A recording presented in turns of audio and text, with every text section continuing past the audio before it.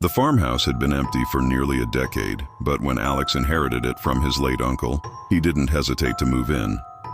The rent-free life sounded like salvation. The place smelled of dust and mold, but the structure was sound enough. At least that's what he told himself when the boards groaned under his weight. The first night, he heard scratching.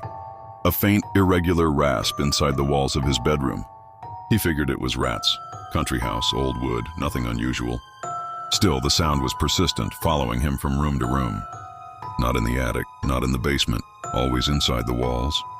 By the third night, the scratching turned to knocking. Sharp raps like fingernails tapping wood. Sometimes one knock, sometimes three in quick succession. Alex pressed his ear to the wall and the knock stopped instantly, as though the thing inside had been listening too. He tried poison, traps, even a cat from the local shelter. The traps went untouched. The cat wouldn't go near the walls.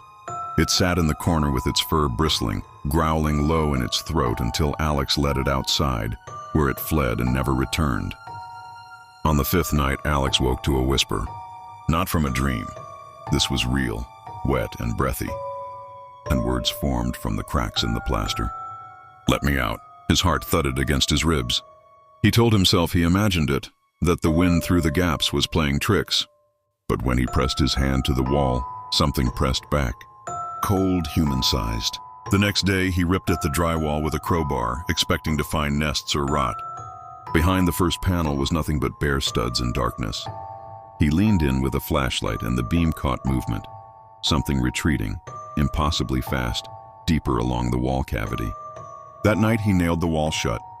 The knocking grew furious, louder than before, shaking the pictures on the walls.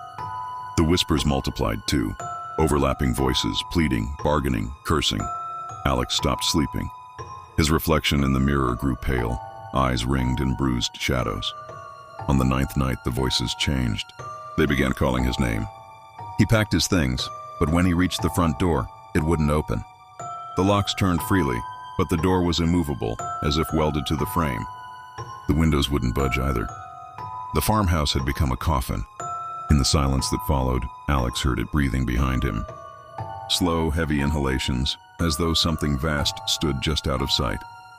He spun around, but the room was empty.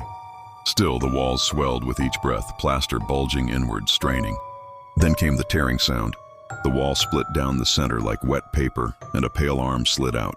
Long, jointed wrong, fingers ending in splintered nails. Another arm followed, then a face, stretched and eyeless, mouth yawning wide enough to crack the skull in half. Alex tried to scream, but the thing reached him first. The house was quiet again. A week later, a passing hiker noticed faint knocking from inside the walls of the farmhouse.